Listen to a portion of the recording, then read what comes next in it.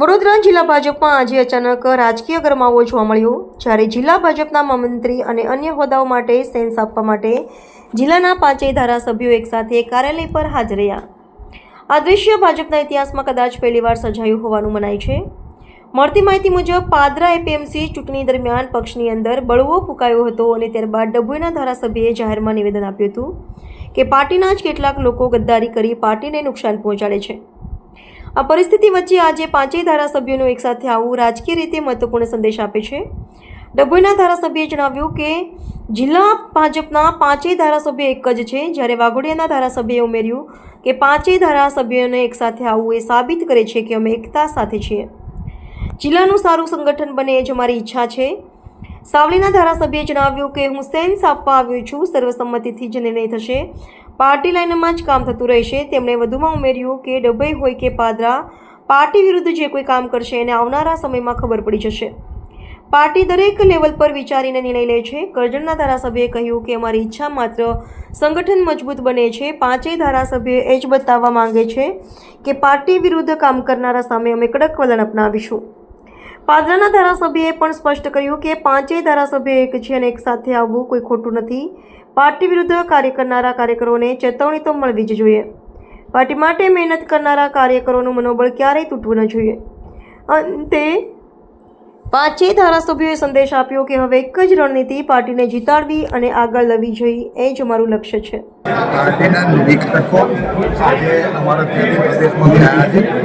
Sense પ્રક્રિયા છે હવે ચાલુ થશે, પણ અમલ જે થશે સર્વસંમતિથી અને દરેકની સંમતિ લઈને કિતનભાઈ સવાલ એ છે, સાહેબ પાદરા ત્યાં કાર્યકર્તાઓ ગદ્દારી અપનાવી રહ્યા છે. હવે 5 ધારાસભ્યો શું મંતવ્ય રહેશે? અને કઈ નહીં, પાર્ટી લાઈનમાં જે પણ લોકો કામ કરતા હશે પાર્ટી લાઈનમાં કામ દરેક જગ્યા પર થતું હોય છે. અને જેવા આવા લોકો કંઈક પાર્ટીની આઉટ એન્ડ આઉટ કામ કરતા હોય છે પાર્ટીની ઉપર એક્શન લીધું હોય છે. એટલે કોઈ હોય કે પાદરા હોય એની અંદર પણ એ લોકોએ પાર્ટીની સામે કામ કર્યું છે, પાર્ટીની અમે એક્શન લીધું પણ કોઈ અવગણના થઈ હોય તો પાર્ટીની અમે જે પણ એમને યોગ્ય લાગે કરશું. આ છે આ 5 ધારાસભ્યો એક સાથે આવ્યા છે, એ સામે બતાવે છે કે અમે લોકો તો કાયમ એક સાથે વર્ષોથી સાથે છે. જ્યારથી અમે ધારાસભ્ય નશા ત્યારે પણ સાથે હતા, ધારાસભ્ય છે આમાં તો સંમતિ જેવું પહેલેથી અમારા બધા એની સમસ્યા ધારાસભ્યો સંગઠનની સાથે છે અને તમામ સંગઠન એવું મજબૂત બને કે ભારતીય જનતા પાર્ટીને તમામ લોકોને સાથે લઈ અને મજબૂત સંગઠન બને એ બાબતે અમે બધા ભારતીય જનતા પાર્ટીના 5 ધારાસભ્યો એકત્ર થઈ અમે કાર્યકર્તાઓને જવાબ આપશે. ચોક્કસ કે અમે બધા સાથે લઈને લોકોને ચાલે સંગઠન અને ચૂંટાયેલી પાંચ સાથે રહીને કામ કરે અને મજબૂત સંગઠન બને એ રીતે ચોક્કસ અમે બધા સાથે 5 એ ભારતીય જનતા પાર્ટીના ધારાસભ્યો છીએ અને અમારામાં કોઈ બેમાં તો નથી. સાથે આવું જે ડભોઈના ધારાસભ્ય અગાઉ તમારી સાથે પણ થયું છે કે પાદરાની જે એપીએમસીની ચૂંટણીમાં હતી તેમાં પણ આ લોચો પડ્યો હતો. અમે 5 ધારાસભ્યો ભારતીય જનતા પાર્ટીના કાર્યકર્તા છીએ. જે લોકો પાર્ટી સાથે રહેતા ના હોય કે પાર્ટીને નુકસાન કરવાનું કામ કરતા હોય તેઓ માટે ચોક્કસથી ચેતવણી તો હોવી જ જોઈએ.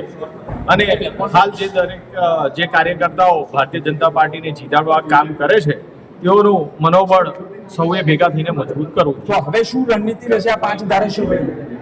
અમારી રણનીતિ એક જ છે, ભારતીય જનતા પાર્ટીને જીત અપાવવી. કેવી રીતે ભારતીય જનતા પાર્ટી મજબૂત થાય, ભારતીય જનતા પાર્ટીનો કાર્યકર્તા કેવી રીતે ગ્રાઉન્ડ પર જઈને કામ કરે, એ જ અમારી પ્રાથમિકતા છે. સાથે મળીને બધા જ ભેગા મળીને જિલ્લાનું સારું સંગઠન બને સારા લાભોને સવાલ એ છે કે જે રીતે ગઈકાલે શૈલેષભાઈ પણ કાર્યકર્તાઓ તો હવે એ કાર્યકર્તાઓ સામે પાદરાને અપનાવવામાં આવશે તો કેમ? પાર્ટી કડક વલણ જ્યાં ક્યાં એવું લાગશે આવશે. જે કોઈ એવા હોય અને